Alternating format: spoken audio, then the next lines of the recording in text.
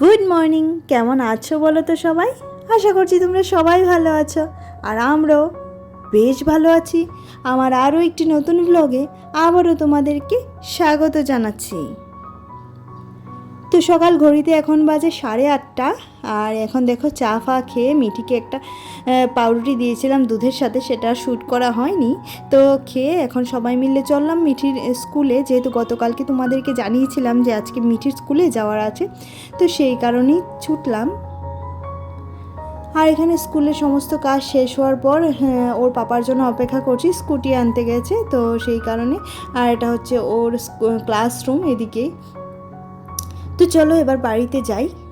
আর বাড়িতে গিয়ে না আজকে অনেক কাজ আছে জানো তো, সব একদম সব কিছু ধরাই পড়া আছে। এখনও কিছুই করিনি, না স্নান করেছি না পুজো দিয়েছি। ভাবতে পারছো তো কী পরিমাণে কাজের প্রেশার আজকে আছে।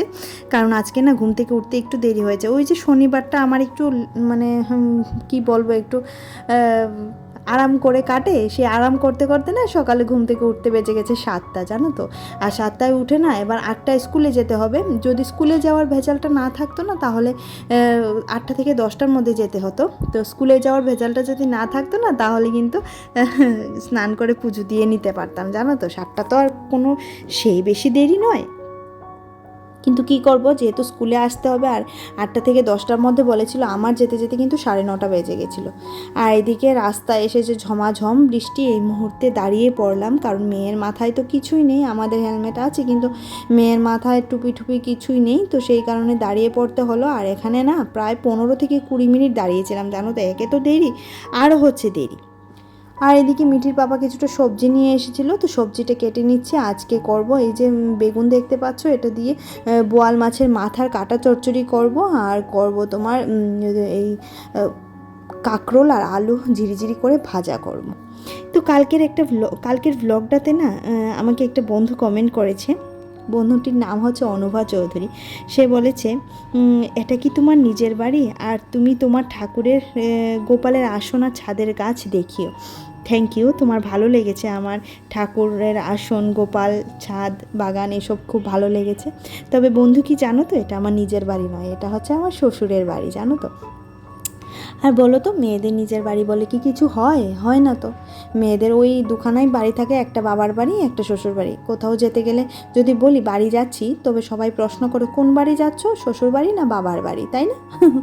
তো আর আমি না এত বেশি ভাগ্য করে পৃথিবীতে আসিনি গো। যারা খুব বেশি ভাগ্য করে এসেছে তারা না নিজের একটা স্থায়ী ঠিকানা বানাতে পেরেছে, কিন্তু আমি ওই ভাগ্যটা করে আসিনি। তবে আমার না এটাই বলতে হয়, শ্বশুরবাড়িতে যাচ্ছি বাপের বাড়িতে যাচ্ছি, তাই না? তোমার সাথেও নিশ্চয়ই এমন হয়, আর আশা করছি অনেকের সাথে এমন হয়। তো এই হচ্ছে অবস্থা। আর এদিকে মাছের মাথার কাটা চচ্চড়িটা হয়ে গেছে। আর এই যে দুখানা লেবু পাতা আমি এবার ছিঁড়ে দিয়ে দেবো, গন্ধরাজ লেবু পাতা। কারণ আজকে কাটা চচ্চড়িটা শুধু আদা আর কাঁচা লঙ্কা দিয়ে করেছিলাম আর জিরে দিয়ে, কোনো পেঁয়াজ রসুন ব্যবহার করা হয়নি এতে। আর সাথে ডাল ছিল, ডালও রান্না করেছি। ডাল আর ভাজাটা না একটু তেল কম দিয়ে করেছি, তো সেই কারণে একটু কালো কালো হয়ে গেছে, তবে খেতে কিন্তু বেশ ভালো হয়েছে। আর এদিকে দেখো কাটা চচ্চড়িটাও নামিয়ে নিলাম। সবগুলাই নামানো হয়ে গেছে আমার। এবার তোমার রান্নাঘরের সমস্ত কাজ বলতে পারো মোটামুটি শেষ হয়ে গেছে। আর কাটা চচ্চড়িটা দেখতে কেমন হয়েছে জানিও, খেতে কিন্তু ভীষণ ভালো হয়েছে, জানো তো। এভাবে করলে বেশ ভালো লাগে, তবে পেঁয়াজ রসুন দিলে আর একটু বেশি ভালো হতো, যেহেতু আমরা পেঁয়াজ রসুন দিয়ে খাই, কিন্তু পেঁয়াজ রসুনটা দেওয়া হয়নি আজকে। আর এদিকে দেখো এই হচ্ছে ডালটাও ফোড়ন দিয়ে নামিয়ে নিলাম, কালো জিরে দিয়ে ফোড়ন দিয়েছি। এই মুহূর্তে চলে এলাম মিঠির টেবিলটা গোছাতে। আর যারা যারা প্রতিদিন কমেন্ট করো তাদের নাম একটু বলে নিই। শাবানা ব্লগস, নাইস ভিডিও দিদি, দারুণ লাগলো, থ্যাংক ইউ দিদি ভাই, থ্যাংক ইউ পাশে থাকার জন্য। Daily life cooking, first like comment, thank you. তুমি প্রথম কমেন্ট করো, ফার্স্ট লাইক করো। আর বলো তো, ফার্স্ট লাইক সেকেন্ড লাইক বলে কিছু হয় না, যার যখন সময় সে তখন ভিডিও দেখবে, জানো তো। কারণ সবার সংসারের কাজ আছে, আমি তো বুঝি। কারণ আমার কিন্তু সব সময় গিয়ে একদম ভিডিও দেওয়া মাত্রই কিন্তু সবার ভিডিও দেখার সময় হয় না, জানো তো। কারণ আমি এটা বুঝি, একটু অসুবিধা তো হয়েই যায়। তারপর যখন সময় পাবে না তখন দেখো, আর যেদিন সময় পাবে না সেদিনও অসুবিধা নেই, আমি আসছি তোমাদের পাশে। পিয়ালি, পিয়ালি বলেছে, পিয়ালির জীবন কথা অ্যান্ড বেঙ্গলি ব্লগ থেকে পিয়ালি বলেছে কাজগুলি খুব সুন্দর লাগলো, তোমার মিঠি খুব সুন্দর, থ্যাংক ইউ। আর ভালো থেকেও, পুরোটাই দেখলাম, জাম মাখা খুব সুন্দর, থ্যাংক ইউ। আর পুরোটাই দেখলে একটা জানি আমি বন্ধু তোমরা সবটাই আমাকে দেখবে, সবটাই সাপোর্ট করবে, আমি কিন্তু তোমাদেরকে ফুল সাপোর্টই করি, আর জানি তোমরা সবাই আমাকে সাপোর্ট করো, সবাই ভালোবাসো, সেটা আমি জানি গো। শম্পার ছোট্ট রান্নাঘর থেকে বলেছে খুব সুন্দর ভিডিও, থ্যাংক ইউ শম্পা, তুমি ভালো, তার জন্য ভালো লেগেছে। বংসঙ্গী সঙ্গীতা লিখেছ, আচ্ছা তুমি যে ছাদের যে ফুল গাছের কোনায় ক্যামেরা সেট করছিলে সেটা, সরি সাদা সাদা ফুল হয়, সেই ফুলটার নাম কি গো? সেই ফুলটার নাম না, সেই ফুলটার নাম হচ্ছে নাকচাপা, জানো তো? আমি না একবার কি হয়েছে বলো তো, আমার ছাদের না একটা তোমার টগর গাছ ভেঙে গেছিলো, বুঝতে পারলে তো? টগর গাছটা লাগিয়েছিলাম, টগর গাছটা মরে গেছিলো, তো আমার ভীষণ কষ্ট হয়েছিল টগর গাছটার জন্য। আর টগর গাছটা না 12 মাসই টগর ছিল, থোকা টগর, 12 মাস ফুটতো। তো সেই কারণে আমার না গাছ ভাঙলে না, গাছ প্রিয় মানুষ তো আমি, গাছ ভাঙলে না আমার ভীষণ কষ্ট হয়, এত কাজের মাঝখানেও গিয়ে গাছের যত্ন করি, জানো তো? তো গাছটা ভেঙে গেছিলো সময় গিয়ে দোকানে বলছিলাম, জানো আমার টগর গাছটা ভেঙে গেছে, সব সময় ফুল ফোটে এমন একটা গাছ আমাকে দাও না গো। তো ওরা না 60 টাকা দিয়েই গাছটা আমার কাছে, মানে ছোট্ট ছিল গাছটা, 60 টাকা দিয়ে দিয়েছিল। আর বিশ্বাস করবে না, এত ফুল ফুটে, সারা সিজনই কিন্তু এটাতে ফুল থাকে। আর এই গাছটার বয়স কত জানো তো? গাছটার বয়স না হলেও 3 বছর 4 বছর তো হবে, করোনার আগেই গাছটা। আর এই যে ফুল গাছটাতে এত ভীষণ ফুল ফুটে, ভীষণ ভালো লাগে। আর এই বর্ষার সিজনে তো অনেক ফুল ফুটে, জানো তো? তো তোমাদের সাথে কথা বলতে বলতে কখন যে আমার কাজটা শেষ হয়ে গেল সেটাই বুঝতে পারলাম না। আর এদিকে গ্যাসটাও মুছে নিচ্ছি, সাথে বাসনপত্রগুলো যা ধুয়েছিলাম সেটা উপরে রেখে দিচ্ছি। এবার রান্নাঘরটা একটু মুছে তারপর স্নান করে পুজো দিয়ে তারপর আসছি আবার তোমাদের সাথে লাঞ্চ মেনু শেয়ার করতে, কারণ আজকে অনেকটাই বেলা হয়ে গেছে, এখন ঘড়িতে 2টো বেজে গেছে, জানো তো? এত দেরি করে কখনো আমার পুজো দেওয়া হয় না, বাট এতটা দেরি হয়ে গেল বুঝতে পারলাম না। আর এদিকে কাঁকরোলার আলু ভাজা, আর এটা হচ্ছে তোমার মাছের মাথার কাটা চচ্চড়ি আর ডাল, এই হচ্ছে আজকে লাঞ্চ মেনু। আর এটা লাঞ্চ থেকে ডিনার অবধি এটাই চলবে, রাতে একটু ডিম ভাজা করে নেব, তাহলেই হয়ে যাবে, ডাল যেহেতু আছে আর সমস্যা নেই। আর মিঠিমা চলে এসেছে, তো ওকে বলছিলাম একটু জল নে বাবা, তো সে আবার জল ঠল নিচ্ছে। সে আবার ম্যাক্সিমাম কাজে আমাকে অনেক হেল্প করে, জানো তো?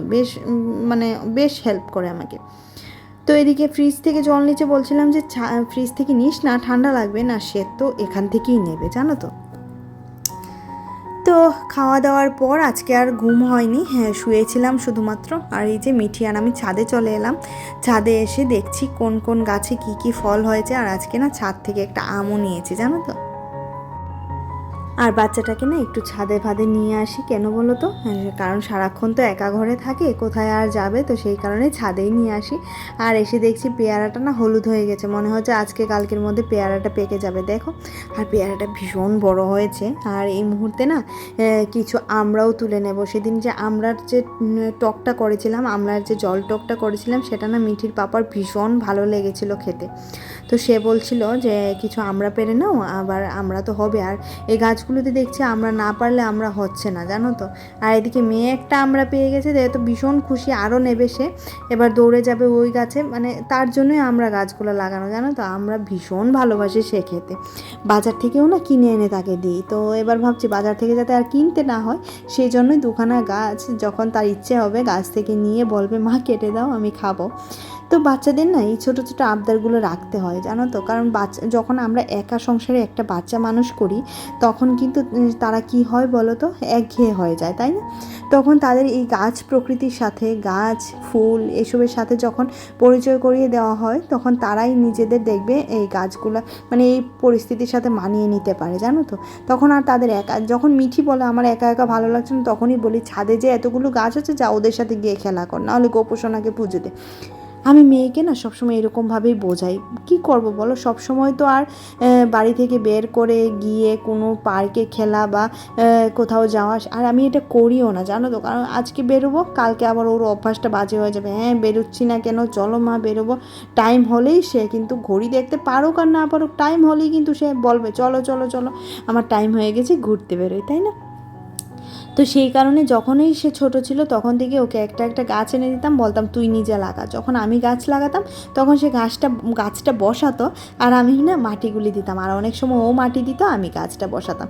তো এইভাবে করে করেই না মেয়েটাকে আস্তে আস্তে করে বড় করে তুলছি, প্রকৃতিটাকে চেনাতে শেখাচ্ছি আর প্রকৃতিটাকে জানাতে শেখাচ্ছি যে প্রকৃতি হচ্ছে আমাদের সবচেয়ে বড় মা।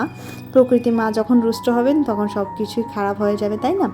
অনেক অনেক বকর বকর করে নিলাম। আর সবচেয়ে মজার ব্যাপার কি দেখো তো, এই যে গাঁদা ফুল ফুটেছে, গাঁদা ফুলগুলো না ভীষণ বড় বড়, খুব ভালো লাগছিল গো। এই গরমের সিজনে গাঁদা ফুল আমার ভীষণ ভালো লাগছিল। এই দেখো কতগুলো আমরা নিয়ে এলাম, প্রায় এখানে 15-16খানা তো আছেই। আর এটা হচ্ছে সবচেয়ে বড়, বাট ছোটোগুলোও না একদম মানে শুধু খোসাটা ছাড়িয়েই খেয়ে নেওয়া যায়, এত টেস্টি এত মিষ্টি কি বলবো। তো আমরা দেখার পর এবার চাটা করে নিচ্ছি। চা আর মিঠির জন্য দুধ নিয়ে নেব, মিঠির পাপা আর আমি চা খাবো, আর মিঠির জন্য দুধ নিয়ে নেব। তো দুধের সাথে একটু কেক ঠেক কিছু থাকবে, ওকে দিয়ে দেব। আর এই মুহূর্তে চাটা নিয়েই সোজা যাচ্ছি, আর সাথে একটা কেকের প্যাকেট সেটাও নিয়ে যাব। তো সে আবার বসে আছে, বলছে আমাকে খাবার দিচ্ছ না, আমার খিদে পেয়েছে কখন থেকে। আসলে কি বলো তো, এখন ওকে খাবার দিয়ে তারপর সন্ধে পুজো দেবো, জানো তো। ছাদ থেকে আসার পর একটু খেলা করে আসে, তো ওরও মানে কাজটা বিগড়ে যায়, মানে শরীরটা বিগড়ে যায়, জানো তো, ঘেমে যায়, খিদে পায়, কত কিছু। আর সন্ধে দেব তার আগে সকালের ফুলগুলি সরিয়ে নিচ্ছি। আর আমি সবসময় ফুলগুলি ঠাকুরের চরণ থেকে সরিয়ে নিই, কারণ সারাদিন ঠাকুর এই ফুলগুলোর মাঝখানেই থাকেন। একটু ফ্রেশ করে তারপর সন্ধে দিই, তারপর পুজো দিই। আর সন্ধে পুজো দেওয়ার পর কিন্তু এই বাসনগুলোও আমি রাতেই মেজে রাখি, আর রাতেই কাজগুলি গুছিয়ে রাখি। তাহলে কি হয় বলো তো, অনেকটা কাজ যখন রাতে আমরা গুছিয়ে রাখি না, তাহলে কিন্তু পরের দিন সকালে দেখবে অসুবিধাটা কম হয়, তাই না? সকালটা আজকে শুরু হয়েছে দেরিতে বটে, কিন্তু কাজগুলো আমার খুব তাড়াতাড়ি শেষ হয়ে গেছে। তাড়াতাড়ি বলতে কি বলো তো, দেরি হয়েছে একটু আধটু, তারপরেও না আমার কাছে মনে হয়েছে দিনটা ভালোই গেছে, জানো তো। কারণ এই যে মেয়েকে নিয়ে বিকেলবেলা ছাদে যাই, গাছপালার সাথে কথা বলি, সেটা কিন্তু আমারও বেশ ভালো লাগে। তো এই যে বাসনগুলো সব কিছু মেজে নিয়ে আসলাম। এবার এই যে একটা কাপড়ের টুকরো দিয়ে বা একটা ন্যাকড়া বলতে পারো, এটাকে দিয়ে ভালো করে বাসনগুলো মুছে রেখে দেবো যাতে জলের দাগ না আসে। এই করতে করতেই না সারাটা দিন কি করে যে কেটে যায় জানি না। তবে যারা যারা ভিডিওটি দেখছো এখনো পর্যন্ত তাদেরকে অসংখ্য ধন্যবাদ। Tata, bye bye.